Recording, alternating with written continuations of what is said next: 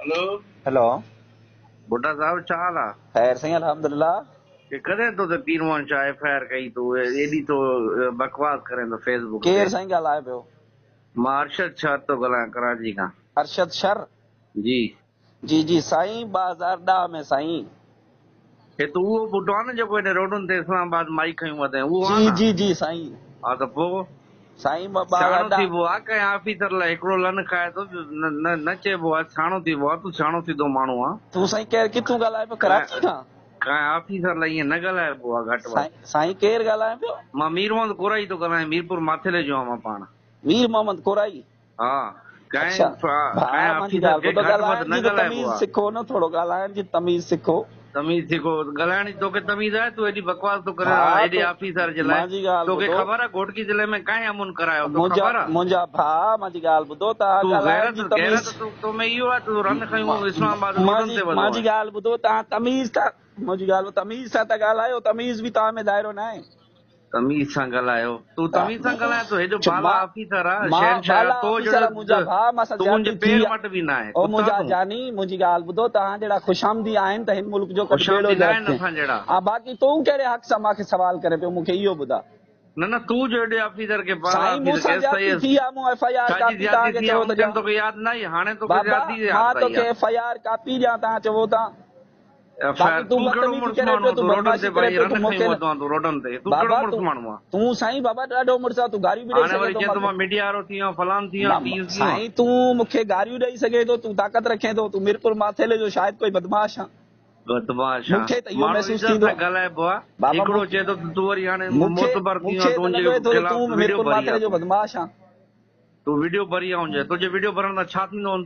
तूं अरे हुनजे बाबा पेर मटंदा मां सां आहिनि जेकी लूसी। ज्यादती थींदी उहो मां ॻाल्हायो बि न। मूंखे एतिरो हक़ न आहे। थींदी मूंसां जाए एतिरो तुंहिंजो हक़ न आहे। घर वॾेरनि राया रन खयूं वधे पोइ पाई अरे रन बाबा खयूं वधे तूं रोडनि ते। मुंहिंजा मखाण, मुंहिंजो भाउ 2010 में क़तल थियो आहे, 11 में भेण गवाह कतल थी थियो आहे। आहे मुंहिंजा घर शादी त मां कई आहे 16 में।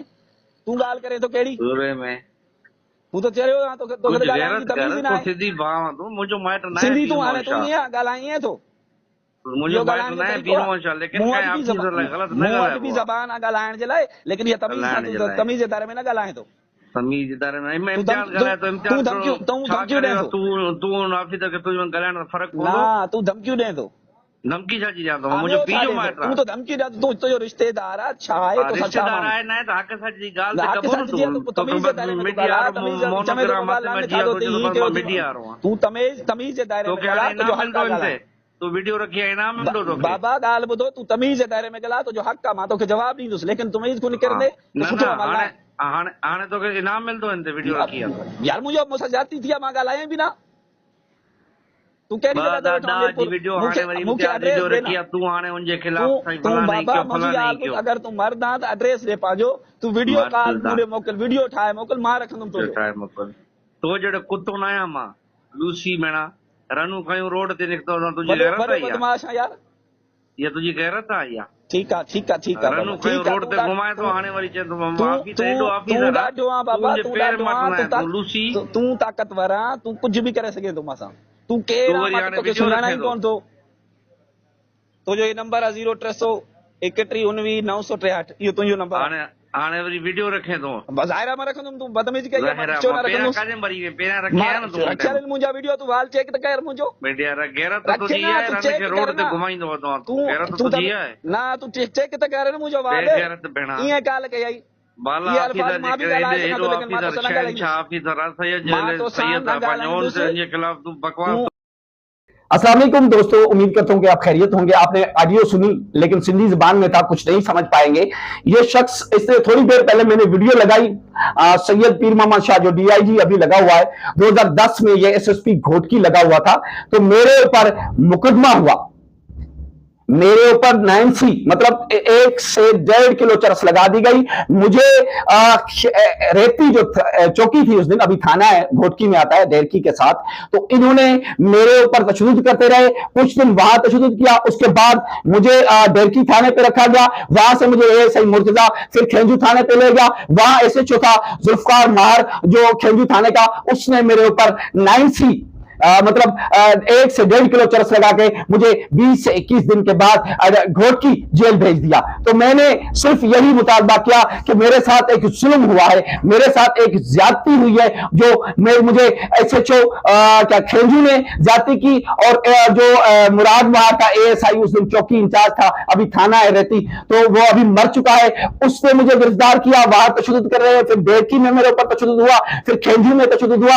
आज मैं हक की आवाज उठाया हूं, तो ये पता नहीं कौन है ये जो लाउड टाउट मुझे डरा रहे, मुझे धमकियां दे रहे कि भाई आप इतने बाला अफसर के खिलाफ बात करने की हिम्मत कैसे की। मैं एक पाकिस्तानी शहरी हूं और मैं हक रखता हूं, अगर मेरे साथ कोई जुल्म होगा, अगर मेरे साथ कोई नाजगी होगी, तो उसकी आवाज मैं उठाऊंगा। मेरी वजीर आला पंजाब से, मरियम नवाज साहिबा से, DPO रहीम यार खान से और SHO कोर्ट सफदर जाम इजाज साहब से दरखास्त है, इस माह रमजान के सदके मेरे साथ इंसाफ किया जाए। मेरा पहले भी इन वडेरों ने, सिंध उबारों के वडेरों ने मेरा भाई कत्ल करवाया दिया गया 2010 में, 2011 में मेरी बहन अगवा की गई है, मेरे जमीनें, मेरे घर, सब कुछ लूटा गया है, लेकिन मुझे हुकूमत पाकिस्तान ने कुछ नहीं दिया।